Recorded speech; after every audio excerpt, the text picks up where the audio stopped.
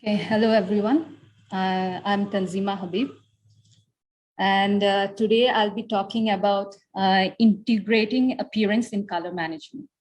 So basically, how can we can we include rendering models inside color management?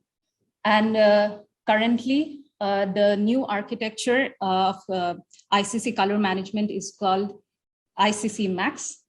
And this ICC Max has enabled us to actually achieve this. Here is the outline. So I'll just go through some introduction, then BRDF measurements, interpolation of BRDF parameters so that we can achieve our workflow. And then we will discuss a workflow that is possible using ICC Max. And then the final output. So first, this is BRDF, which I think everyone knows. So what is important in a BRDF is position of the surface, then direction of incident light, also the direction of reflection, and amount of light that is reflected. That is what we measure. That is what we are interested in. So we use this BRDF, we make a lighting model or a rendering model, and the measurement that we have, the reflection factors that we get, we actually fit into this model and we get few parameters. And these parameters, BRDF parameters, help us to actually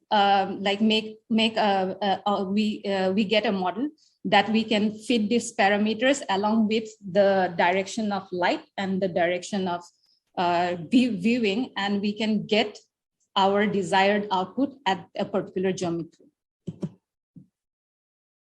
So let's come to BRDF measurements. So there are different types of BRDF measurements. We can get BRDF measurements using, for example, very accurate BRDF measurements using spectrophotometer and a detector, and we can have very accurate angles based on the surface of the sample, which is very time consuming. So we can have other ways, like for example, image-based setup, where we have a camera and we are taking snapshots at different angles. And this is one of the setup done by Aditya, where we have these circular samples, and from the digital image, the angles are calculated, the light and the reflection angles, and also the viewing angles. So this is how we can have faster measurements, but at the cost of accuracy, of course. So in this, what I am showing, so I think around 7 samples where BRDF parameters were calculated using this image-based setup, and also 2 samples were measured using a spectrophotometer, which was done at Chiba, Japan. And so these were all printed samples and using OSE color wave. And the angles at which these were measured, for incidence angles, it was 30 degree, 45 degree and 60 degree incident angles, and reflection angles from minus 80 degree to 80 degree at intervals of 5. Now there is another set of BRDF measurements which I used apart from Aditya's measurements.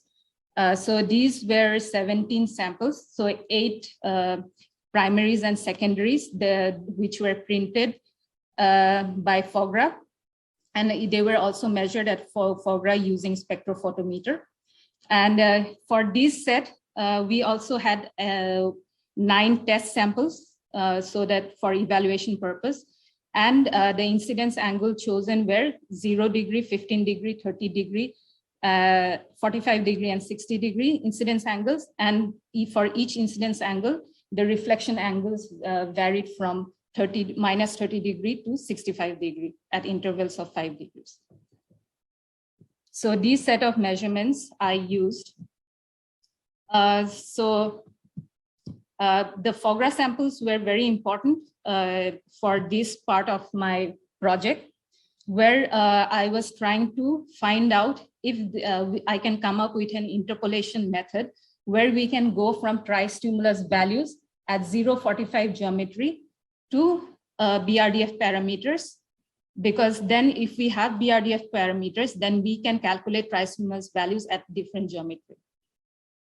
So to do this, the idea behind was to have BRDF parameters optimized for the primaries and the secondaries.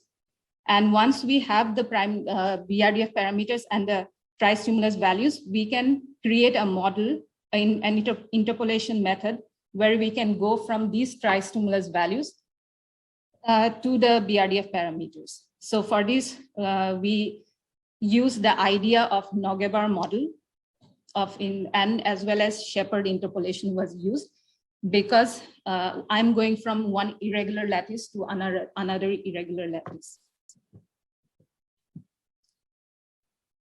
So here is the algorithm. So first, we have the input tri-stimulus value. So since we are doing everything in XYZ, that's why we wanted to calculate the distance in the same space. That's why we chose chromaticity as the distance measurement between the input tri-stimulus values and the tri-stimulus values of the 8 primaries and the secondaries. So we create the distance, and then we find out what is the best combination of best combination of secondaries and primaries tri-stimulus values, which will give us the closest match to the input tri-stimulus value. Once we find those weights and the combination that we of the primaries and the secondaries, we use the same weights and the primaries and the secondaries to calculate the BRDF parameters. So this is how we interpolate. And these are the results that we get. So first of all, we have to understand these BRDF parameters were already optimized. So our model depends on how well the BRDF parameters were optimized. So basically, the interpolated BRDF parameters that we will get will be as good as the optimized BRDF parameters. So in our case, we chose a Ward BRDF model, and it had 5 BRDF parameters. So once we have the BRDF parameters, we try to evaluate it with our test samples and the optimized BRDF parameters of the test samples. And here you can see when we compare with the optimized BRDF parameters to the interpolated BRDF parameters, the diffuse tri-stimulus values that we get at different incidence angle and reflection angle, the delta E is within 1.17 in Cook-Torrens model, in the case of Cook-Torrens model, and 1.11 in the case of Ward model. So here we can say that our interpolation model works as good as the optimized BRDF parameters. Now we come to implementing the workflow inside an ICC profile. So there are many ways to include BRDF in ICC Max. One is to just use BRDF struct tags and supply the BRDF parameters, and then external renderer will do the rest. But in our case, since we want to include our encoding inside the ICC profile, so we chose a way to use multiplex connection space, which is part of ICC Max profiles. So in this, we also need to know how to encode it. So we can encode using calculator element programming inside the multiprocess elements tag. We can include calculator elements programming, which is basically stack-based programming, and we can do our or implement our algorithm inside it. So here is the workflow. So in this workflow, when it comes to using multiplex connection space, where we have two profiles that we have to create. First is the multiplex identification profile, and second is the multiplex visualization profile.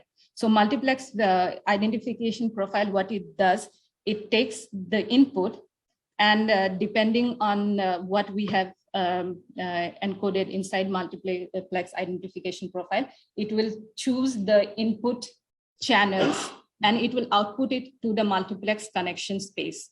So these input channels are now multiplex, goes into the multiplex connection space, and they are also named. So now the sequence of the input doesn't matter, because we can call later from multiplex connection space these input channels using their names. So, and inside the multiplex visualization profile, what it does is it takes values from the input is from the multiplex connection space.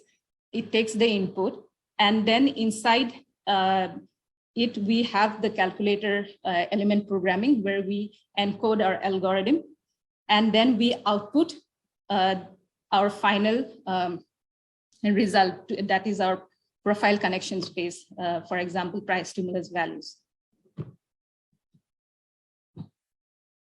So here we have implemented the BRDF model. For example, word BRDF model was encoded inside the multiplex visualization profile. So now if we have a TIFF file, it will go through multiplex identification profile. We have the TIFF input in the multiplex connection space, and then multiplex visualization profile will use the model encoded inside it to give us tri-stimulus values at a different geometry. And the geometry parameters are provided at runtime. So at runtime, we provide what lighting angle and what viewing angle we want.